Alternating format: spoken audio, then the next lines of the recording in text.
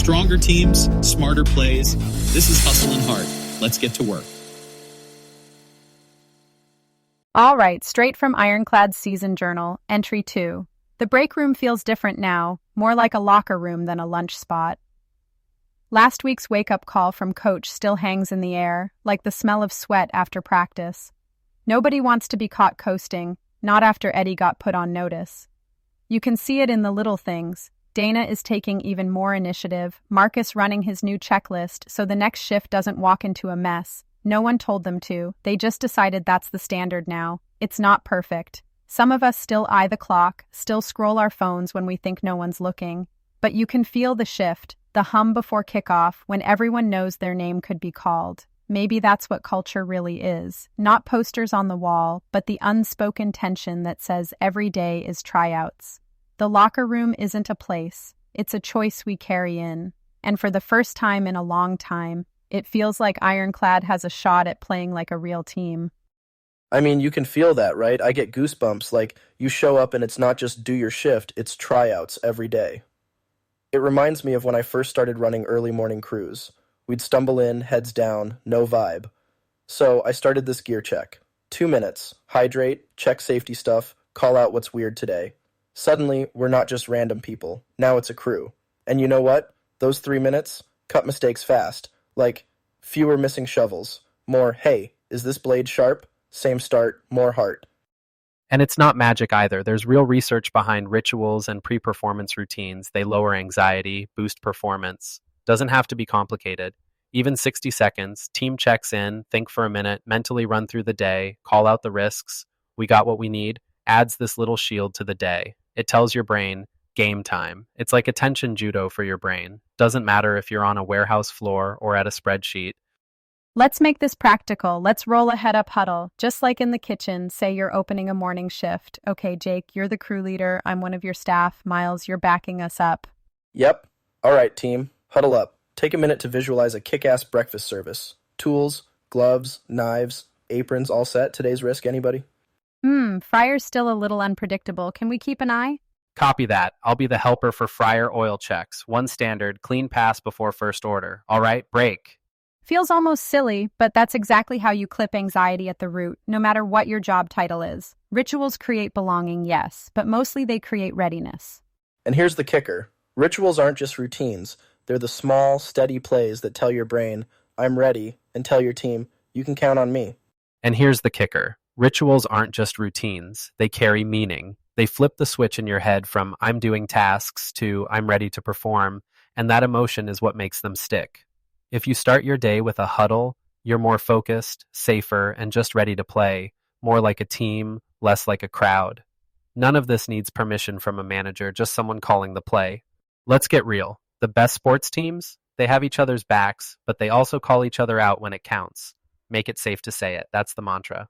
Yeah, it's not about being nice either. It's about trust, that you can spot something off and bring it up without drama. Jake, you ready for a little spot it, say it, solve it action?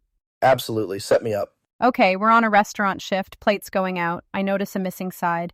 Hey, Jake, quick catch. Table 14 is missing the slaw. I'll grab it. Can you refire the fries? Yeah, you got it. Thanks. Good looking out. That's it. 20 seconds, no embarrassment, just teamwork.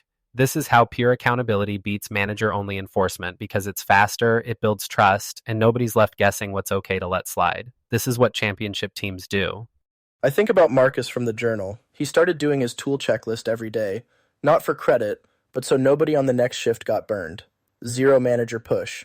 Just the crew deciding, we're not going to let the little stuff pile up. You see this in retail too, like lead makes handoff notes for the closing shift, or in IT when you template patch notes for everyone to reference. Peer-to-peer correction isn't about being a cop. It's about refusing to let avoidable mistakes become normal. The line that sticks for me, if I let it slide, I set it as normal. That's culture, not rules. Which is why, if you want your team to work like a championship locker room, make tiny corrections normal and safe. It's the difference between who dropped the ball and how do we make the next play better. That's when you unlock the best from everyone. Culture isn't posters, it's choices repeated when no one's watching. If you walk into Ironclad now, the changes aren't on a banner, they're in the little stuff. Jake, you've got a take on this, right? Absolutely, like Bill Walsh called it the standard of performance, not hype or logos. It's Everyone's on time. Tools are staged. No silent days. You want to do your job, like the Patriots say. Prep right. Care about the one detail nobody sees. That's the actual glue, more than rah-rah speeches. Let's dig into invisible captains. I look for those inspirational players. Think Shane Battier in basketball, or like the warehouse vet who coils every single cable for the morning shift. Maintains a high standard. No announcement, just standards in the shadows. Quick workplace riff. Say you're running client support. The ace isn't always the best at putting out fires. Sometimes it's the proactive agent who sends anticipatory notes so the next person knows exactly what's happening and shows up prepared. That's do your job in action, right? Absolutely. Here's an example of a quick reset huddle, what the military calls an after-action review, or AAR. Say a restaurant crew planned to flip 6 tables by 1 o'clock but only managed 4. Quick huddle. What happened? Turns out bus bins were overflowing and no one was resetting silverware fast enough. What's the fix? Tomorrow they stage extra bins and assign one person to rolling resets. 2 minutes, 1 tweak, and the next shift starts cleaner. That's how standards get built in, not through a corporate handbook, but through quick, honest loops right where the work happens. Yeah, a debrief so we kill it tomorrow. That's how championship teams treat every day as a rep, not a throwaway. Culture isn't a poster or a mission statement, it's what the crew actually does, especially when nobody's watching. So here's your player's challenge. Tomorrow, try a 60-second ritual to start your shift. Do 1 peer, spot say solve, and finish with a 5-minute after-action review. Write your one change in the community feed. See how it lands. And if you see a teammate making it happen, shout them out. Stars shine, captains inspire.